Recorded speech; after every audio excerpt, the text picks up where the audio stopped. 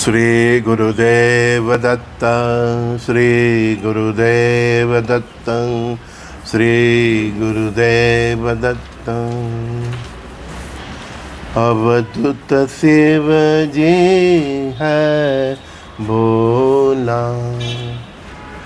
गजानन मस्त चिलम वाला। अवधूत शिव जी है भोला। ओम शिव आदि शिव महाशिव सदा शिव शंकरा नमः। ओम शिव आदि शिव महाशिव सदा शिव शंकरा नमः। ओम शिव आदि शिव महाशिव सदा शिव शंकरा नमः। अवधूत चिंतन श्री गुरुदेव दत्त, श्री गुरुदेव दत्त, श्री गुरुदेव दत्त। परस्पर देव भाव से सभी सखाओं माता बहनों को मेरा प्रणाम। गुरुदेव दत्त। पूरा संसार सुंदरता और वैभवता के पीछे के दौड़ते ही रहते। सुंदरता हमारे भीतर की, हृदय की जो है उसको पहचानना है, उसको जागरूक करना है। हम व्यक्ति की शकल देखते हैं, जात पात देखते हैं, उसका धर्म देखते हैं, उसका पद देखते हैं, उसकी प्रतिष्ठा देखते हैं। वो सब तो उसके पिछले जन्म के कर्मों के अनुसार है, लेकिन हृदय की सुंदरता जन्मों जन्मों के तप से प्राप्त होती, जन्मों जन्म की भक्ति से प्राप्त होती।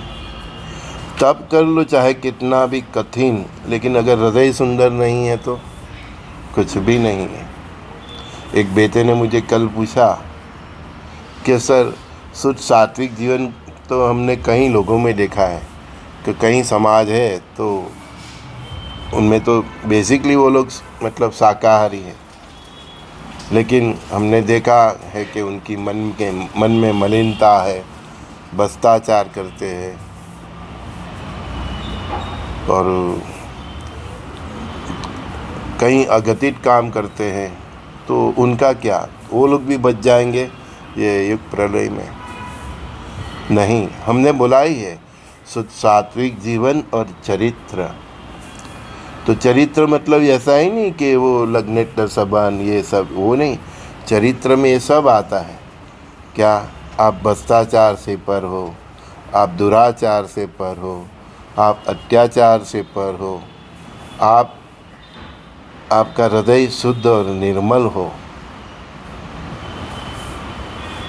आप कई लोग बोलते हैं ना, वो सब गेम खेलते रहते, कावा दावा खेलते रहते, तो आप पूर्ण शाकाहारी हो तब भी कोई मतलब नहीं।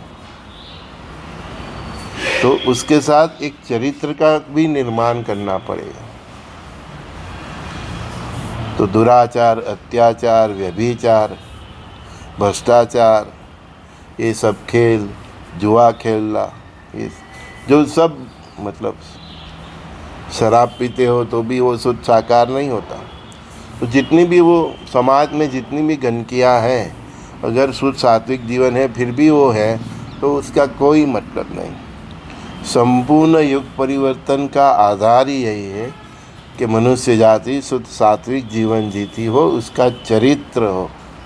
तो चरित्र ये सब सद्गुणों से बनता है कि वो व्यभिचार में न हो, किसी भ्रष्टाचार में न हो, किसी ऐसे कार्यों में न हो, तो सब कुछ देखा जाता है। मैंने क्या बोला कि हम सब ऋषि मुनियों की संतान हैं, और तो हमको वो ऋषि मुनियों के आदर्श के साथ ही जीना पड़ेगा। हाँ, जो हमारे ऋषि मुनि हो गए, हमने शादी की है, हमारा परिवार है, तो कोई उसमें कोई दिक्कत नहीं है, क्योंकि हमारे कई ऋषि मुनियों ने भी शादी की है, तभी तो संसार चलता है। लेकिन जीवन हमारा ऋषि मुनियों की तरह आदर्शों पे ही होना चाहिए। वो आदर्श केवल अपने लिए लिमिट नहीं होना चाहिए कि मैं सोच स्वाभाविक जीवन है, लेकिन आपका आदर्श पूरे समाज को उससे फ़ायदा होना चाहिए। आपका आदर्श है ना सर, आपका चरित्र ऐसा होना चाहिए कि आपके चरित्र से, आपके स्वभाव से, आपका व्यवहार से पूरे समाज को फ़ायदा हो। मैंने बोला ही है ना कि चित्त शुद्धि, मन शुद्धि, बुद्धि शुद्धि, तो उसके बाद आत्मा शुद्धि हो तो आदमी का व्यवहार शुद्ध हो जाता है।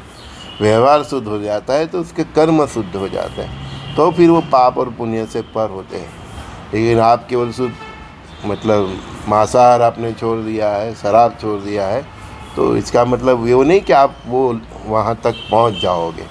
कि उसके साथ मैंने क्या बोला, चित्त शुद्धि, मन शुद्धि, बुद्धि शुद्धि, मतलब आपके चित्त, मन, बुद्धिपन सद्विचारों और सत्कर्म में होना चाहिए।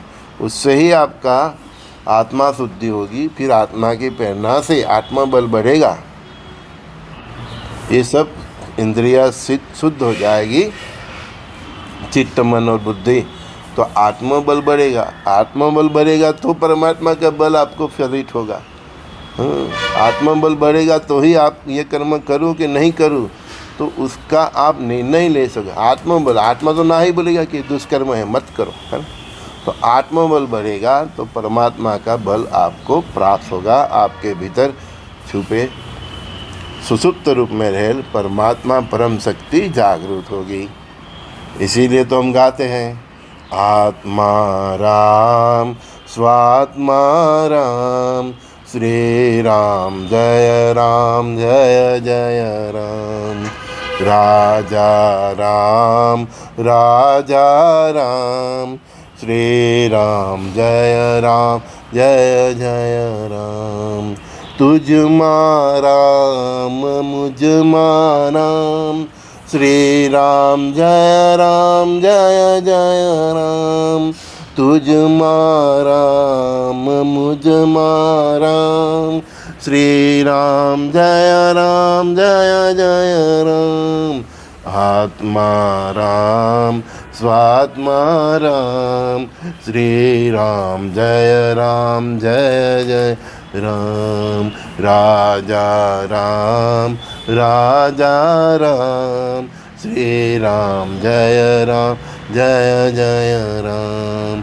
मुझ राम तुझ राम, श्री राम जय जय राम। ये राम को पहचान लिया, खुद में रहल राम को पहचान लिया, जीवन सार्थक हो गया। यही तो सत्संग का सार है, खुद में रहल राम को पहचान लिया, फिर क्या करना है? वही सत्संग है। सत्संग की सिद्धि क्या है, फल क्या है? खुद में रहल सत्य राम को पहचान लिया, वही तो सत्य का संग हो गया, वही से तो राम का संग हो गया।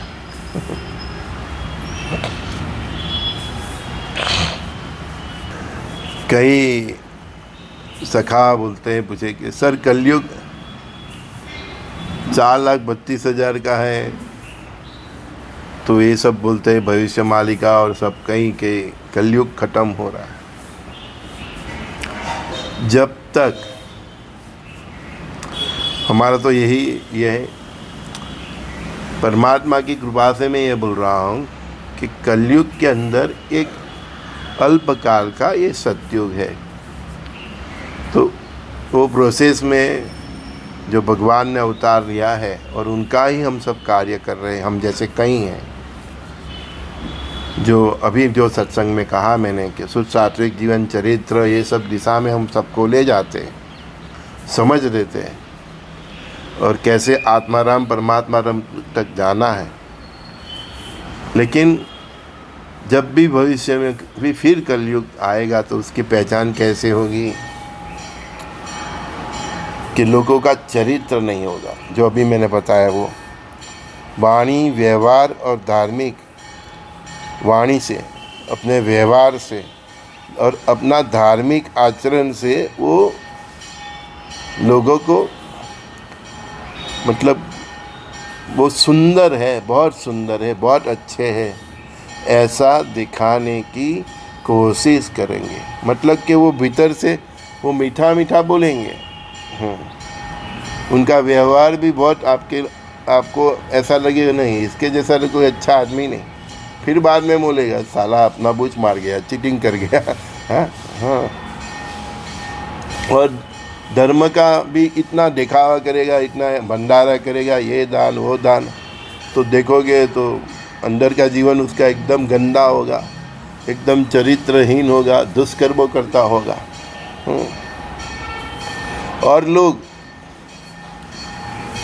ये जो 1 mm की चमड़ी है ना ये, उसकी सुंदरता के पीछे वापस पड़ेंगे। अभी भी वही है। तो इन फ्यूचर में 1000 साल के बाद जब सत्य खत्म होगा तो वापस मानव जाति में यही मतलब लक्षण दिखने लगे हो, तो समझ लेना कि फिर से कलयुग की एंट्री हो गई है। तो कलयुग केवल ये कलयुग में सतयुग है, क्योंकि 1000 साल का अगर परमात्मा सतयुग अभी नहीं लाते तो 4,32,000 वर्ष तब तो कलयुग कैसा हो जाता है ना। तो अभी हम बोलते हैं बहुत पाप है, बहुत पाप है, कलयुग है। और हम सब जितने भी है सत्संगी लोग वो कलयुग फील भी करते हैं। तो आप सोचो अभी जो इतना पाप है संसार में, जितना भी है मारा मारी लड़ाई जितना भी है, वो एक दूसरे का हड़प लेना, गुंडा राज, सब जो भी हम देखते हैं, तो समझो कि 4,32,000 तो कितना होगा। तो कलयुग में 1000 साल का ब्रेक है, उसमें 100 साल का भारत का सुवर्ण युग है। तो प्रातःकाल में संजय दस्ती का सभी दोस्तों को प्रणाम। श्री गुरुदेव दत्ता।